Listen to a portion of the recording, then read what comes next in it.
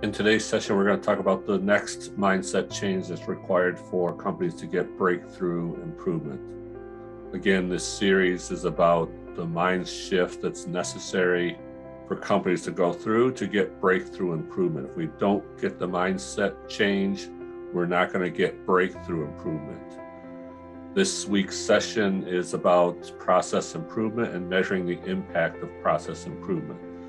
So a lot of people believe that the sum of all the process improvements are equal to the overall company performance improvement. So if we do a bunch of events in a bunch of different areas and a bunch of different departments and we make improvements to those areas, will it result in improved company performance?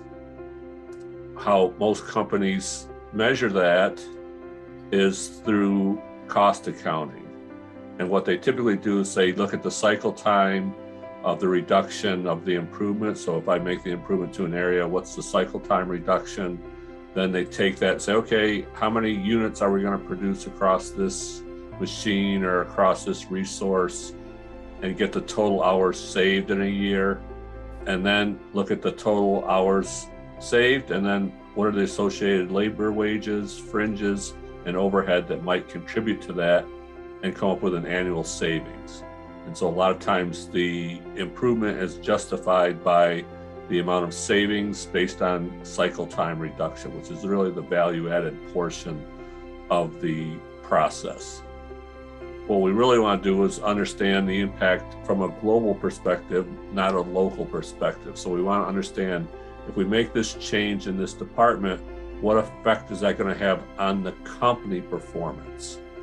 And the measures that we use to look at this is, what's the throughput or change in throughput?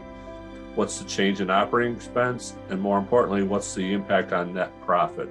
So if the change in throughput is greater than the change in operating expense, then you should do the initiative.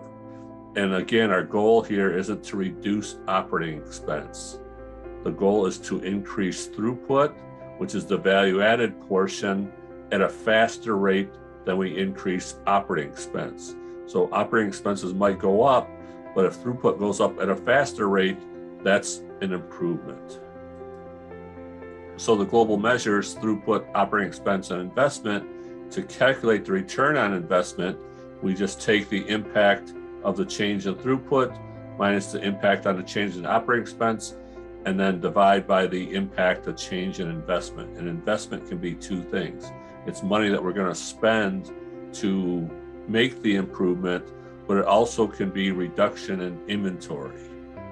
So we can use that inventory reduction as a return on investment impact calculation. The paradigm that we need to have is not all process improvements affect overall company performance. We should only look at the process improvements that have an impact on company performance. So what are the criteria that we need to look at? The criteria, number one, it improves the flow rate of the entire system.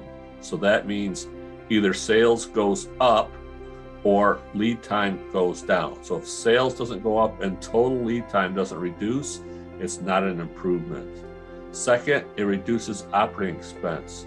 The income statement, if the period prior to the improvement is greater than the period after the improvement, then it's an improvement. So cost actually went down. So actual cost, not perceived cost. And last, it reduces the total inventory investment of the organization. So if this three criteria, if any one of these three criteria are met, then it's an improvement for the system. Many times, most of the local process improvements don't translate into company improvements, but people have the mindset that, oh, if we make all these changes, it's going to improve the company performance. Most likely not. So then, of course, our focus is doing what should be done and not doing what shouldn't be done. So the things that we shouldn't be doing are things that don't impact the overall performance of the system. In next week's session, we're going to talk about the mindset of, in order to complete an entire project on time, the best way to do that is to manage each task to make sure that each task is completed on time. So we're going to challenge that paradigm.